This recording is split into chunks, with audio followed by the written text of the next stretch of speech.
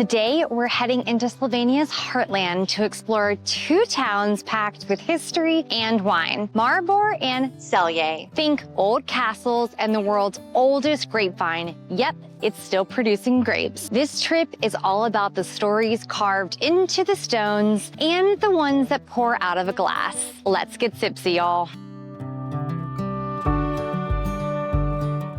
We got to Maribor in great time. So we have about an hour before our first tasting, and I had done some research and I found this lookout point outside of the city that looks down into it. And so now we're here to go check it out.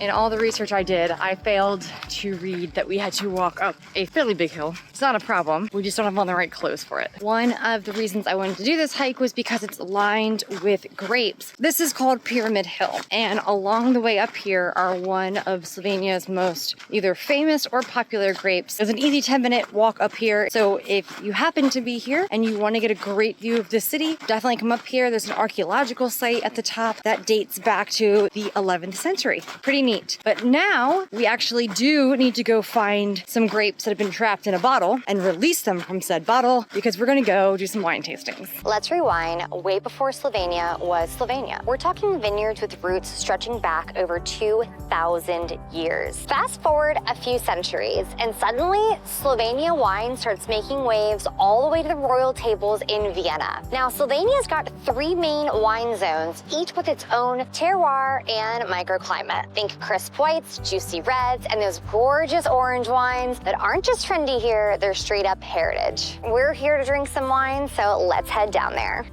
Nestled along the Drava River in Maribor's historic Lent district, the Old Vine House is home to one of the world's most incredible living legends, the oldest grapevine still producing fruit today. This vine, known as Zemetovka, has been growing here for over 400 years. It's officially recognized by the Guinness World Records and has survived just about everything: wars, city fires, floods, and the devastating phylloxera outbreak in the 19th century that wiped out vineyards across Europe. Legend says it was planted in the early 1600s, right against the city walls as part of Maribor's defenses. Somehow, through centuries of chaos and change, it kept growing strong. The old vine house was built to protect and celebrate this living treasure. The vine twists and climbs the walls, telling stories of centuries past. Each year, locals gather to prune and harvest the grapes, turning them into a very limited batch of red wine, bottled in tiny 250 milliliter protocol bottles, often gifted to presidents, popes, and other dignitaries. This isn't just wine. It's liquid history.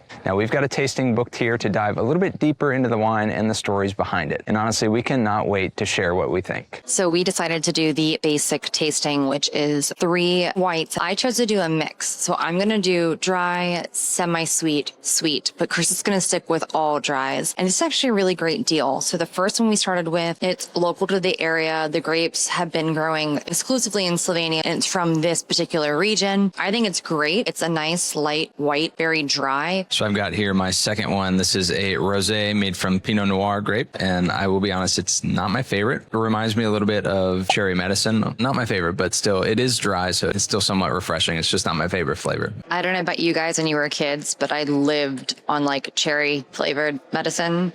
And to this day, I cannot do that artificial cherry flavor because I'm prone to torture. I'm going to go ahead and try it. It doesn't smell like cherry. It's not as bad as like cherry Tylenol. It's not awful. It doesn't linger long on the palate, which I'm grateful for. Not my favorite though. I would agree with Chris. I got a semi-sweet Sauvignon, and this particular wine came from one of the wine schools here. This school here in the region actually gets to work with the oldest vine, and they get to produce some wines with it. So we'll see how this one goes. Definitely semi-sweet. I don't typically prefer semi-sweet or sweet wines, but I wanted to try a mix because we haven't had any wine from here, so I don't want to stick with all dries. It's actually very light. It kind of tastes like the Spritz Bianco I had when we were in Trieste, minus the seltzer. It's just really light. I would call it a porch pounder. I don't know. It's pretty good. Chris is going to try it. I do prefer this one actually over the rosé. It is sweeter, but definitely more my preference. I got scared of doing a sweet wine, so I asked her to do a semi-dry one after the Sauvignon I just had. She brought me out a Pinot Gris, and she was saying there was 3 different types of Pinot: Pinot Noir, Pinot Bianco, and Pinot Gris. Said that it won silver in one of the American competitions.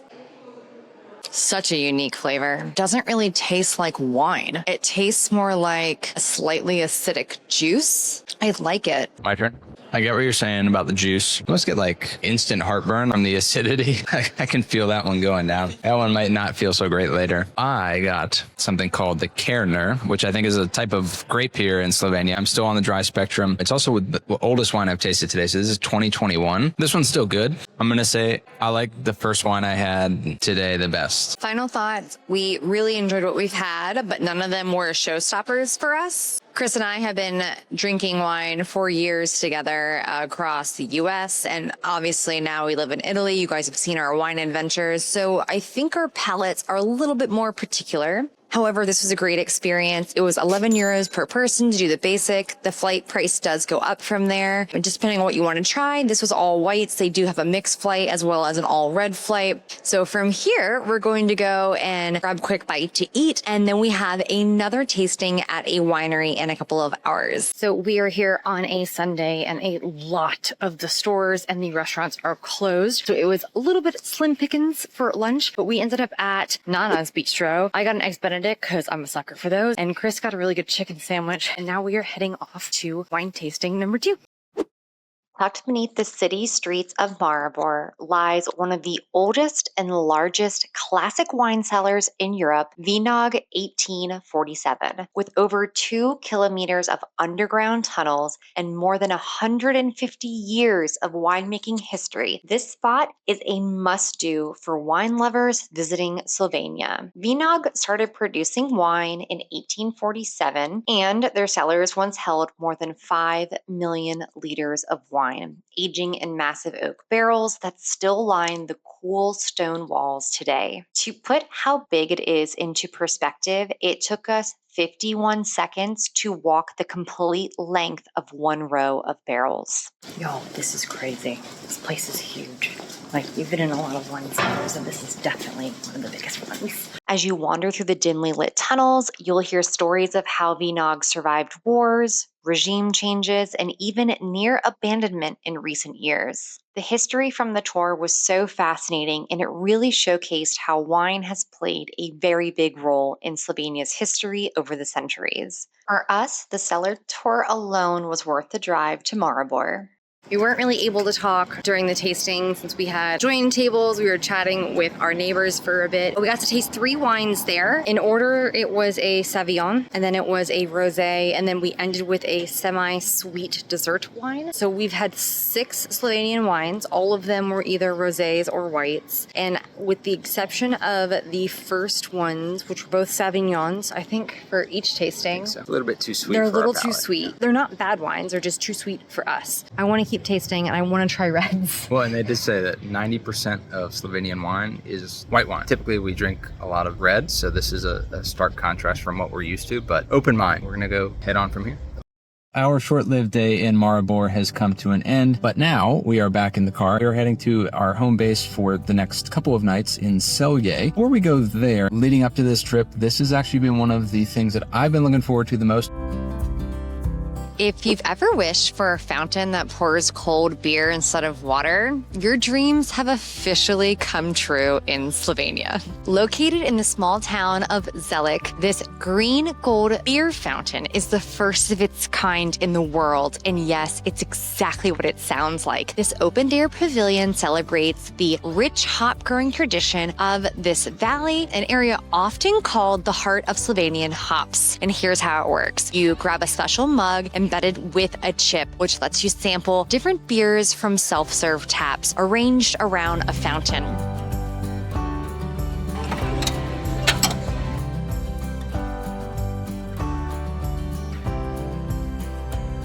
And just like that, we have a beer.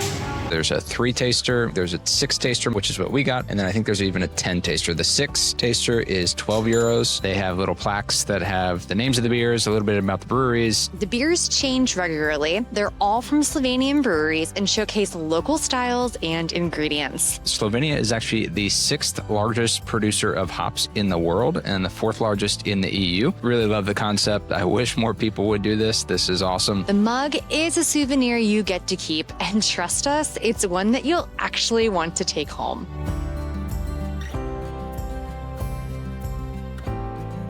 This is so great.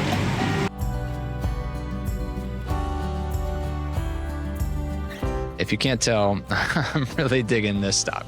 We had absolutely no plans for dinner, and in this park, there is this incredible kebab restaurant. Chris is waiting. He got a regular kebab. It is massive, and I got a wrap, and we got a side of fries. So we're gonna have our last beer with dinner tonight.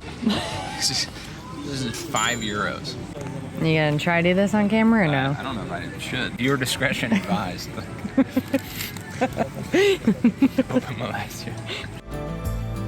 Yeah? Okay, we're gonna leave it there. So if you're road tripping through eastern Slovenia, this makes for an easy and refreshing detour. And let's be honest, how often do you get to say you drank from a beer fountain?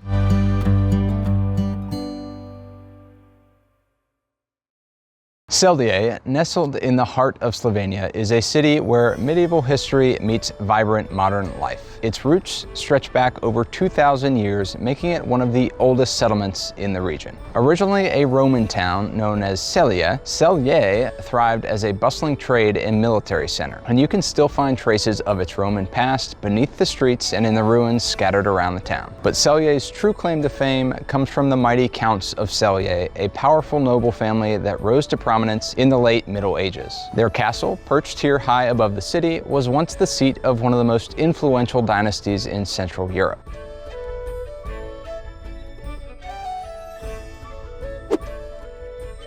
Celje Castle isn't just ruins. It's the largest medieval castle in Slovenia and the former seat of the mighty Count of Celje. These guys were the real deal in the 14th and 15th centuries, powerful enough to challenge the Habsburgs and even marry into royalty. Today, the castle is partially restored and fully walkable. You can climb its towers, stand where nobles plotted alliances and betrayals, and take in sweeping views of the river valley. It's dramatic, it's tragic, and one of the most underrated spots in Slovenia. We got here just when they opened around 9. We're really one of the only ones here. There's only a few cars in the parking lot. We are on our way up to the tower.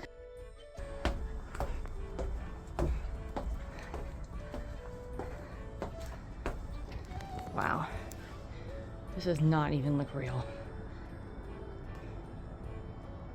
Wow.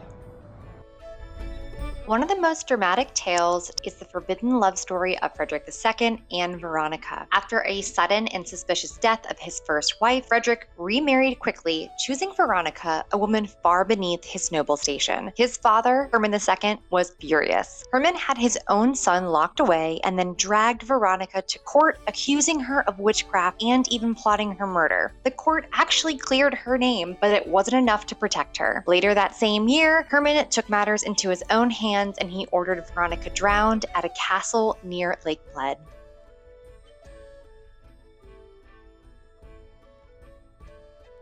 We left the torture chamber, and it's always very fascinating to see the different types of creative devices they came up with, but also just like the kind of sick, demented types of torture they had. It was kind of crazy. There was actually this one device called the violin, and it was for quarrelsome women who were misbehaving, and they would basically like stick your head and your hands in it. It was just kind of crazy. I always think torture chambers are very unique, especially when they have the devices in it. One of them looked like the Chokey from Matilda. So got a good kick out of that one. This is so cool. It was €7 per person to enter, and with that came a $1 voucher per ticket that you could use at the cafe at any given point during the day. We decided to take advantage of the cafe coupons, and even though it's only like 10:15 in the morning, they had red wines from Slovenia for €70. So we each got one of the red. I've just had a first sip. Significantly better in my opinion than the whites, just because it's not so sweet. Chris got one of the other ones, so I'm gonna go back over here and see what he thinks. So Chris is red. You can see the color difference. Definitely tastes more like a fruit juice. Mine, however, tastes like a red wine. Much better. I prefer this one. It's a shame it's mine.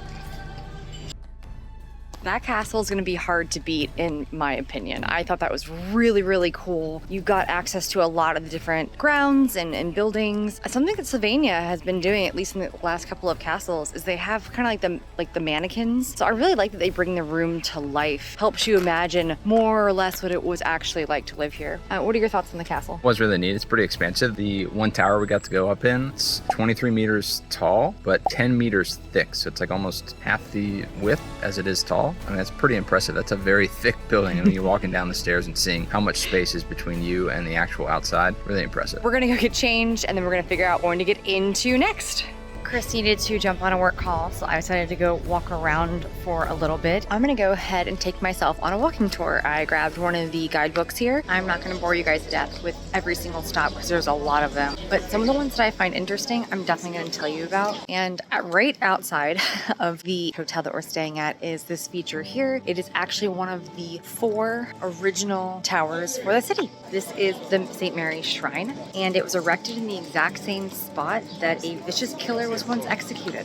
The statue of Mary was erected here to protect locals from other atrocities. Very, very interesting.